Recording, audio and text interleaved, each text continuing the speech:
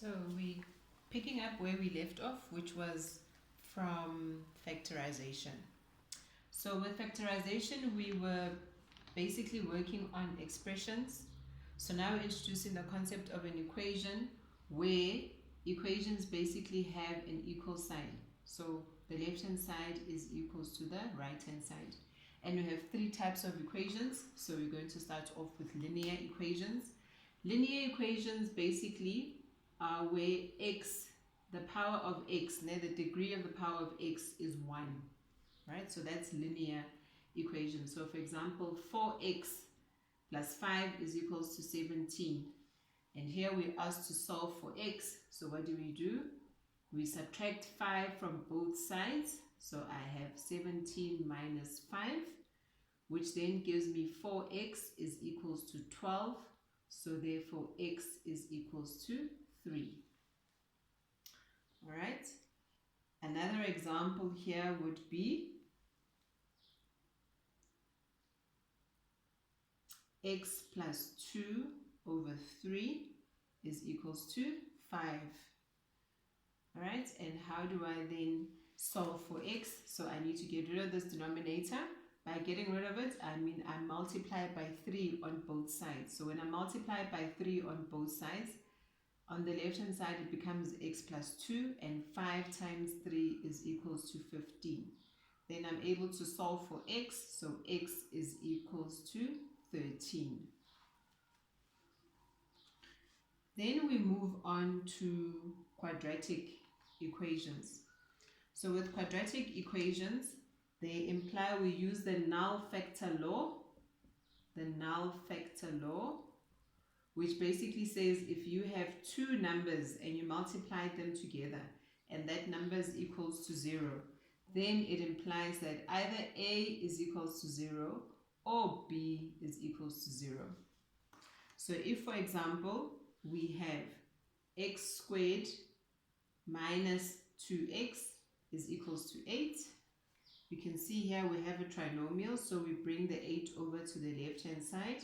Minus 8 is equals to 0, and then we factorize. So my factors are 4 and 2, so it will be x minus 4 times x plus 2 is equals to 0.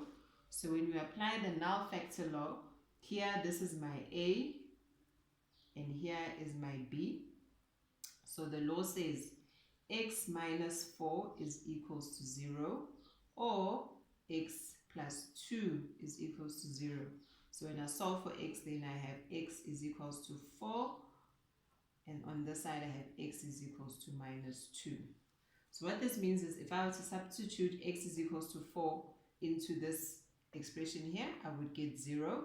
And if I was to substitute x is equals to minus 2 into this expression, I would also get 0 here in the equation. Then another type of equation is what we refer to as exponential equations. So these here is when you have a number and it's raised to a power of x. So for example, if you have 3x is equals to 81. Here what you need to do is you need to make sure that your bases are the same, because if your bases are the same, remember this is an equal sign, so the left hand side is equals to the right hand side. So if my bases are the same, then it means my exponents will also be the same.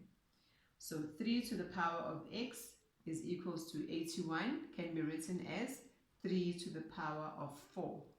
Now because my bases are the same, then it tells me that x is equals to 4. Let's try another example.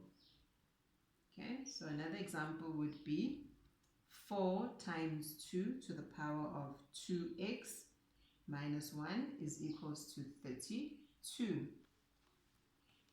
Okay, so here you need to make sure that the base with the exponent is on its own, so that you're then able to simplify what's on the right hand side. So on this side I'm going to divide both sides by 4. So on this side I'm left with 2 to the power of 2x minus 1, and this is equals to 32 divided by 4 is 8. But now 2 to the 2x minus 1 is equals to 8. I can write it with a base of 2 raised to the power of 3. So this tells me that 2x minus 1 is equals to 3. Because my bases are the same, my exponents are the same. So now I'm able to solve for x. So 2x is equals to 4, which means that x is equals to 2. Okay, let's try another example. If you have 4 to the power of x, maybe let's try a different one. Okay, this one here. 9 to the power of 2x plus 3 is equals to 27 to the power of x plus 5.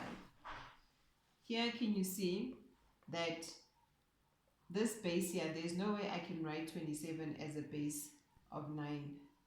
Okay, so then I need to then see which base can give me 9 and also then which base can give me 27.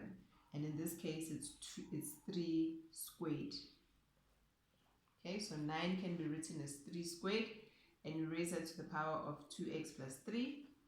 And 27 can be written as 3 cubed, which we raise then to the power of x plus 5.